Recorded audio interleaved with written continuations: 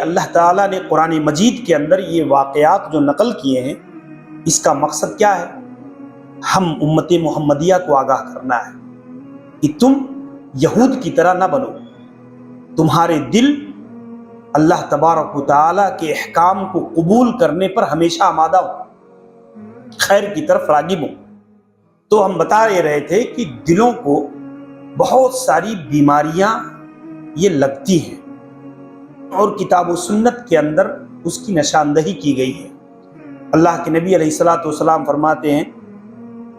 کہ جو ہے من خشی الرحمن بالغیب وجاء بقلب منیب، جو شخص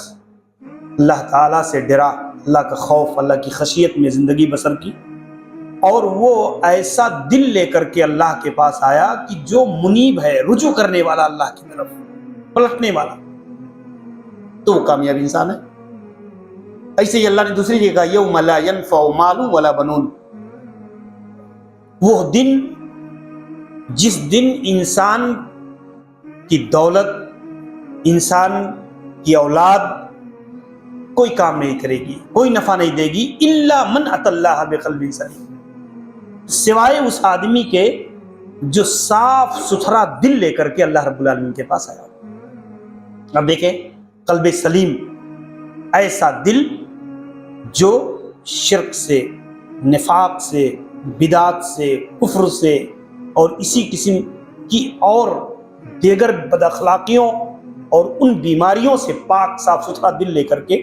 جو آدمی اللہ رب العالمین کے پاس آئے تو وہ چیز اس کو نفع دینے والی ہے۔ یہ قرآن مجید نے بہت ساری جگہوں پر اس چیز کو ذکر کیا ہے۔ ہم جانتے ہیں کہ دل کا معاملہ ایسا ہے کہ یہ دل ملک الاعضاء کہا جاتا ہے اسے، ہمارا جو جسمانی ڈھانچہ ہے یہ اس کا بادشاہ ہے۔ سارے اعضاء و جوارح جو ہیں یہ ہمارے دل کے تابع ہیں۔ اسی لیے اللہ کے نبی علیہ الصلوۃ والسلام نے ایک حدیث کے اندر اس کی طرف اشارہ کیا، آپ نے فرمایا الا وان فی الجسد مضغہ، لوگو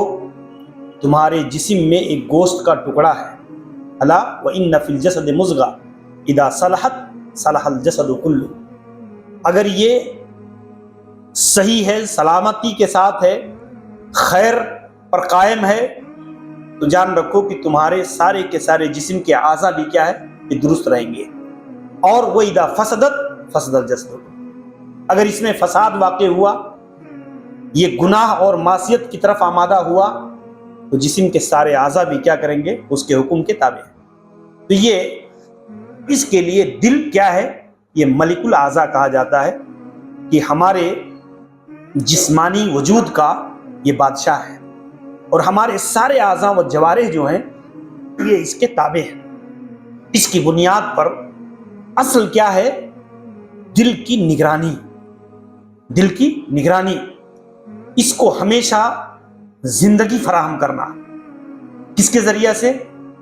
ایمان کے ذریعہ سے، یقین کے ذریعہ سے، ذکر کے ذریعہ سے، تلاوت کے ذریعہ سے، اس کو روحانی غذا فراہم کرنا، یہ بہت بنیادی کردار ہوتا ہے۔